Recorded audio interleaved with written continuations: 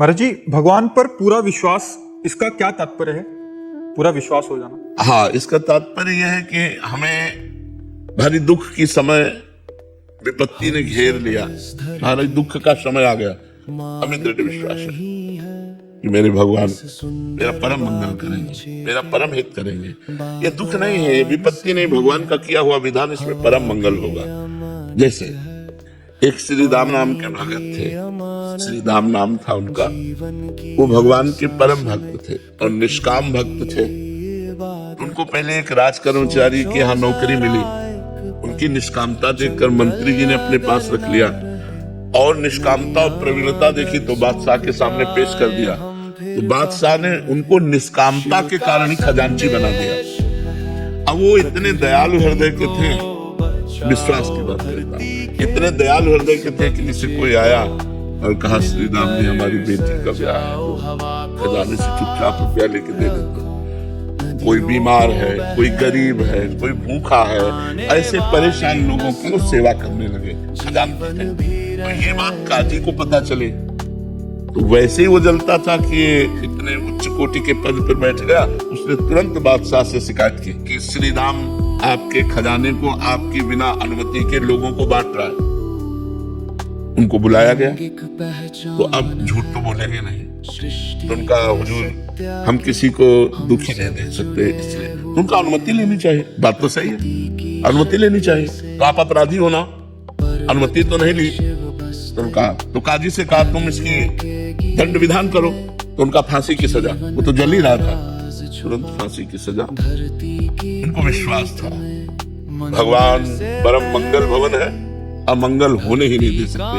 अब बादशाह की तरफ से फांसी की सजा पास हो गई और उनको हथकड़ी बेड़ियों से जकड़ लिया गया और बद के स्थान के लिए ले जाने के लिए पहले उनको घुमाया गया बाजार से होते हुए कि अपराधी इन्होंने ये अपराध किया, इसलिए इनको फांसी की सजा। इधर उनको ले गए, इधर जो है एक झोली टांगे हुए श्याम वर्ण का 14 वर्ष का बालक आकर खड़ा हुआ और कहा, सलाम हुजूर। देखा तो देखते ही आश्चर्यचकित हो गए, इतना सुंदर रूप। बोले कौन हो? बोले मैं श्री राम का नौकर हूँ। कैसे आए हो? बोले हिसाब चुकाने आया हूँ। खजाने का तुम्हारा जो भी चला गया है वो ऐसे झोली पलटाई तो वो दिव्य हीरे कि एक हीरे की कीमत उसके खजाना पूरा नहीं।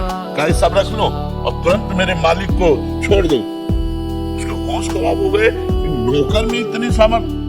अब तुम्हारा नाम क्या है? उनका बिट्टू। और इधर उनसे पूछा गया कि अब आखिरी तुम्हारी इच्छा क्या है? महाराष्ट्र में विट्ठल भगवान है, उनके वो सेवक थे, उनका एक बार केवल झांकी करवा दो। इधर हिसाब किताब, उधर कह रहे एक बार झांकी करा दो। तो विट्ठल भगवान के पास गए और कहा, राजी हो? इतने में घोड़े से दौड़ते हुए वो आदमी आए राज की और कहा, श्री राम को मुक्त कर दिया जाए। और बादशाह ने तुरंत बुलाया है।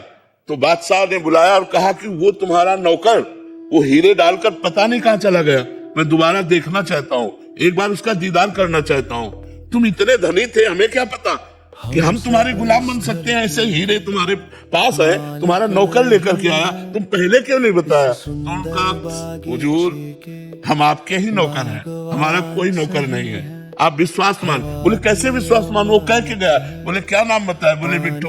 अरे बोले महाराज वो हमारे विट्ठल भगवान है, वो हमारे इष्ट हैं, वो इसलिए तो वो रो पड़ा। उसने कहा एक बार दीदार करा दो। बोले हमारी सामर्थ्य नहीं, वो स्वतंत्र है, अगर वो चाहे तो दर्शन दे सकते।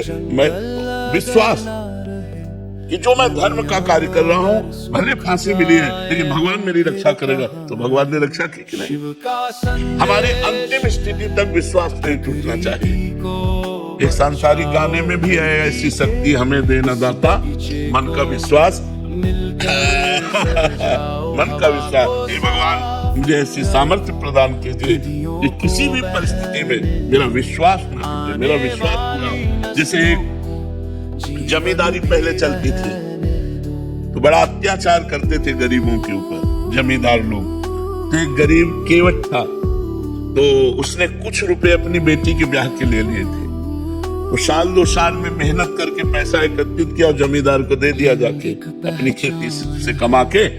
जमींदार ने वो रुपया लिया और फाइल से नाम नहीं काटा, कर्जा का जो हिसाब था वो काटा नहीं। 2-4 महीने बाद उसके आदमी गए और कहा जमींदार साहब ने बुलाया है। तो जमींदार ने कहा कर्जा दीजिए। और कहा साहब हम तो दे गए थे आपको।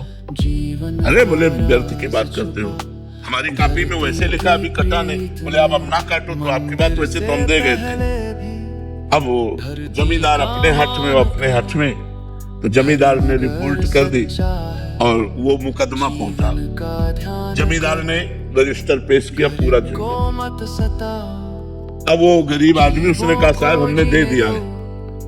तो बोले गवाही? तो उनका रघुनाथ जी अर्थात भगवान राम। तो उनका रघुनाथ जी बोले अगली पेशी में रघुनाथ को लिवा के लाना। एकांत में गया और रोया कि हम गरीब आदमी हैं, हमारे परिवार का पोषण उसी खेती से होता है। प्रभु यदि आपने गवाही न दी तो हमारा तो सब बर्बाद हो जाएगा, हमारी बात झूठी। आप कहाँ नहीं हो? जिस समय वो पैसा दिया था उस समय आप थे, क्योंकि आप सर्वत्र हैं तो आप उस जगह भी थे, इसलिए आपको गवाही देनी पड़ेगी। पहुंचा, उनका अपनी गवाही पेश करो, उनका बुलाओ, उसका नाम रघुनाथ है। रघुनाथ हाजिर हो।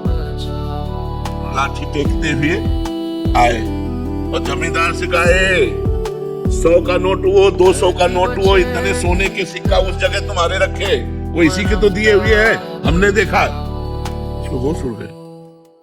उसको होश उड़ गए कि ये तो बिल्कुल। और अब जमींदार की भगवान के सामने हिम्मत नहीं, जब आंख में आंख डाल के बात की ना तो उसकी हिम्मत नहीं। बोले हाँ। तो 420 में जमींदार के ऊपर दंड जुर्माना लगा और वो छोड़। विश्वास कि भगवान है मेरी रक्षा करेंगे, भगवान है मेरा सहयोग करेंगे। दृढ़ विश्वास किसी भी स्थिति में विश्वास ना टलने पावे, ऐसी शक्ति हमें दे दाता। मन का विश्वास कमजोर होना, हर स्थिति में भगवत विश्वास बना रहे।